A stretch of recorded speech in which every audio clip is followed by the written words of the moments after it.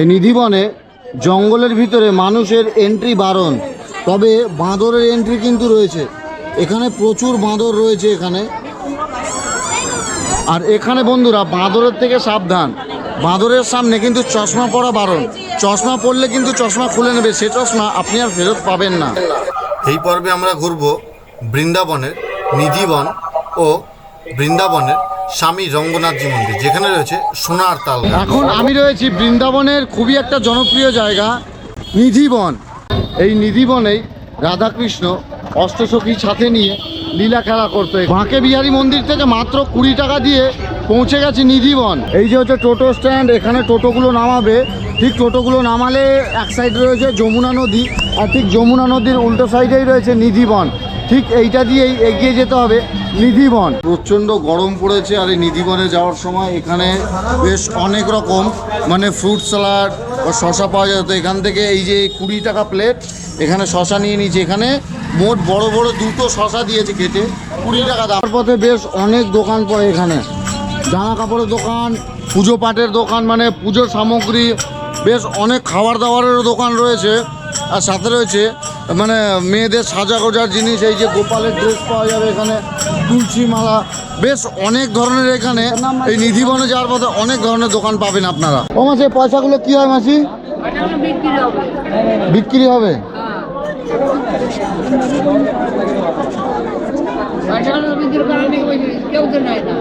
কেউ কি পয়সা নিয়ে আসি নেই, খালি হাতে আইছে। 10 টাকা তো দিচ্ছে না। এগুলো নিয়ে কি করে? দান করে। আচ্ছা, দানের জন্য এগুলো। এটা হচ্ছে নিধিবনের মেইন গেট, শ্রী নিধিবন রাজ নিজ মহল। এটা হচ্ছে মেইন গেট। আর বাইরে দেখো বড় বড় করে লেখা রয়েছে জুতা চপ্পল বাহার না উতারে। মানে জুতো বা চটি যদি তোমরা বাইরে খুলে রাখো তাহলে কিন্তু বাঁদরে নিয়ে চলে যাবে, যে কারণে তোমরা বাইরে জুতো খুলবে না কেউ। শনিবার এখানে ভিড়টা দেখো, মানে প্রচণ্ড পরিমাণে ভিড় এখানে।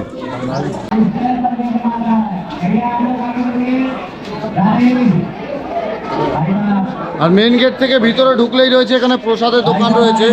আর এদিকে রয়েছে জুতোর কাউন্টার রয়েছে। জুতোর কাউন্টারে জুতো রেখে তারপরে ভিতরে প্রবেশ করতে হবে। এখন গেটের ভিতরে ঢুকেই রয়েছে জুতো রাখার জায়গা, এখানে জুতো রেখে তবে প্রবেশ করতে হবে। তবে জুতো রাখার জন্য 2 টাকা করে নেবে। জুতো রাখার পরে একটুখানি গেলেই রয়েছে প্রবেশ। তো নিধিবনে এখন প্রবেশ করে গেছি। এই যে নিধিবনে প্রবেশ করার পর এরকম একটা মানে সেট করা রয়েছে রাস্তা। এখানে রয়েছে বড় বড় তুলসী গাছ ও কেওয়াই গাছ। এখানে লোকমুখে শোনা যায় যে রাত্রেবেলা এখনও রাধারানী ও অষ্টসখীরা এখানে লীলা খেলা করেন, যে কারণে রাতে এখানে আসা বারণ। এই নিধিবনে রাত্রেবেলা যদি কেউ ভুল করে ঢুকে পড়ে তিনি কিন্তু পাগল হয়ে যায়, কারণ এখানে রাত্রেবেলা চলে রাধাকৃষ্ণের রাসলীলা। তাই এখানে রাতে প্রবেশ নিষেধ, রাতে এখানে ভুল করেও প্রবেশ করবেন না। এই নিধিবন 12টা থেকে 3:30 পর্যন্ত বন্ধ থাকে, তবে আজ শনিবার থাকার কারণে আজকে খোলা রয়েছে। আর এখন ঘড়ির কাঁটায় বাজে 2টো। এখন কিন্তু আমি এসেছি, এখানে কিন্তু নিধিবন এখন খোলা রয়েছে। আর এখন ভিড়টা শুধু লক্ষ্য করো, প্রচুর ভিড় রয়েছে। যেহেতু উইকেন্ড তাই প্রচুর মানুষের ভিড় লক্ষ্য করা যাচ্ছে এখানে। সম্পূর্ণটা যেটা জাল দিয়ে ঘেরা, মানে নেট দিয়ে ঘেরা, এর মাঝখানে কিছুটা অংশ কিন্তু প্রবেশ করে গেছে, যে কারণে এই দেখো কাছ থেকে তোমাদের একদম দেখাতে পারছি। বলিয়ে রাধে রাধে।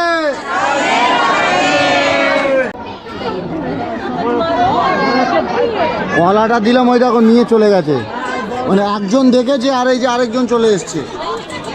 একজন কলা পেলো, একজন শশা পেলো। এই বৃন্দাবনে এই বাঁদরগুলো যতই জ্বালাতন করুক না কেন, এদের উদ্দেশ্য কিন্তু একটাই, শুধু খাওয়ার জন্য এরা এই যে ডিস্টার্ব করে। ওদেরও তো খিদে আছে, ওরা শুধু খাবারের জন্য মানুষের ফোন ছিনিয়ে নেয় বা চশমা নিয়ে ভেঙে ফেলে। ওরা শুধু খাবারের জন্য এগুলো করে। এই যে সেই কুয়োটা, এখান থেকে ভালো করে দেখে নাও কুয়োটা। এই নিধিবনের ভিতরে একটা মন্দির রয়েছে, যেই মন্দিরের জন্য এতটা ভিড়। এতটা যে ভিড় আপনারা দেখলেন, এই মন্দিরের জন্য হয়েছে এতটা ভিড় এখানে। মানে মন্দিরে প্রবেশদ্বারটা মানে খুবই ছোট, যে কারণে এখানটা ভিড় সৃষ্টি হয়েছে অনেক। এখানে আরও একটা মন্দির রয়েছে যেখানে অনেক ভিড়। তো এখানে ফটো তোলা বা ক্যামেরা নিষিদ্ধ আছে, যে কারণে আমি ভালোভাবে দেখাতে পারলাম না।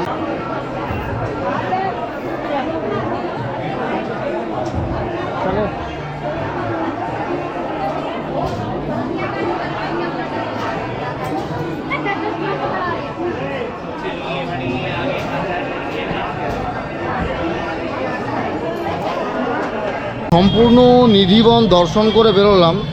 ভিতরে বলতে গেলে তেমন কিছুই নেই। ভিতরে তোমার ওই যে কৃষ্ণের খেলার যে বাগানটা, এই আকর্ষণটা রয়েছে।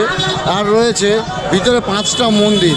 তবে সবকটা মন্দির হয়তো তোমাদের আমি দেখাতে পারলাম না, কারণ ভিতরে মোবাইল বা ক্যামেরা মানে ফটোগ্রাফি টোটালি নট অ্যালাউড। এই নিধিবনে শ্রীকৃষ্ণ আর রাধারানী রাসলীলা খেলতেন এখানে, মানে তাদের লীলা খেলা এখানেই জমেও। নিধিবন ঘোরা আমার সম্পূর্ণ হয়েছে। এবার আমরা এগিয়ে যাব স্বামী রঙ্গনাথজি মন্দিরের উদ্দেশ্যে। নিধিবন থেকে স্বামী রঙ্গনাথজি মন্দির মাত্র পায়ে হাঁটার দূরত্ব, হেঁটে মাত্র 5 মিনিট সময় লাগে। তাই আমরা আস্তে আস্তে পৌঁছে গেলাম স্বামী রঙ্গনাথজি মন্দির। বৃন্দাবনের মাটিতে রয়েছে এক বিশেষ মন্দির, শ্রী রঙ্গনাথজি মন্দির, যে মন্দিরটা একদম পুরো সাউথ ইন্ডিয়ান স্টাইলে তৈরি। এই মন্দিরের প্রধান বিগ্রহ ভগবান রঙ্গনাথ, যিনি ভগবান বিষ্ণুর আরেক রূপ। এখানে ভগবান শ্রী বিষ্ণু শেষনাগের উপর শুয়ে বিরাজমান রয়েছে এই মন্দিরে ভগবান শ্রী বিষ্ণু। शेषनाग भगवान छत्र छाया करते हैं।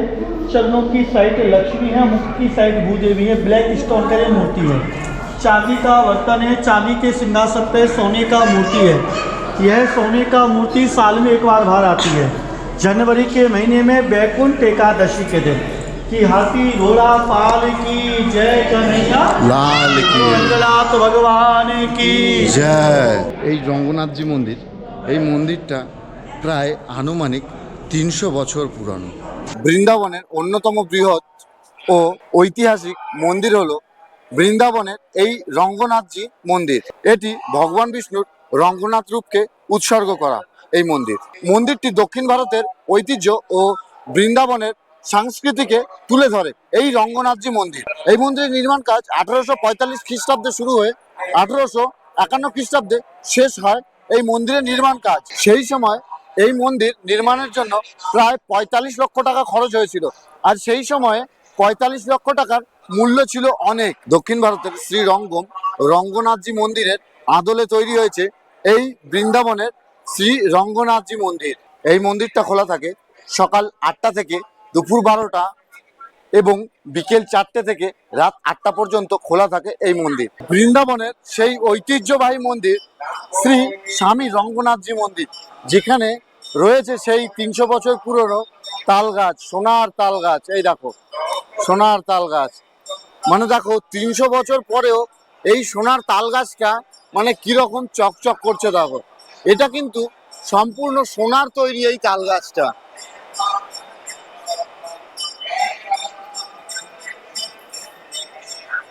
বৃন্দাবনের স্বামী রঙ্গনাথজি মন্দির ও নিধিবনের ভিডিওটা আমি এখানেই শেষ করছি। দেখা হচ্ছে আপনাদের সাথে নতুন কোনো ভিডিও, নতুন কোনো জায়গার সন্ধানে দেখা হচ্ছে আবার আপনাদের সাথে। এভাবেই আপনারা পাশে থাকবেন ও সাপোর্ট করতে থাকবেন, যাতে আপনাদের নতুন নতুন ভিডিও উপহার দিতে পারি। ধন্যবাদ।